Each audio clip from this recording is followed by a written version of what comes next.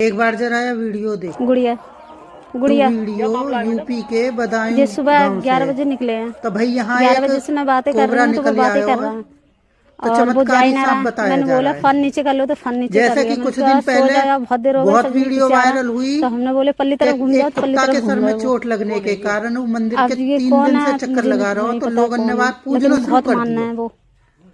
नाग वही नाग है, हिसाब यहाँ पे चल रहा है। नाग है जो अब ये जा नाग ही ना रहा देवता है। निकले तो बातें प्रकट हुए करोगे हैं, तो ही बातें करेंगे। तो ये हम नाग मुझसे ही देवता कर या रहे गुड़िया हैं जी और से किसी बात से नहीं कर कर रहे रहे हैं हैं। बातें।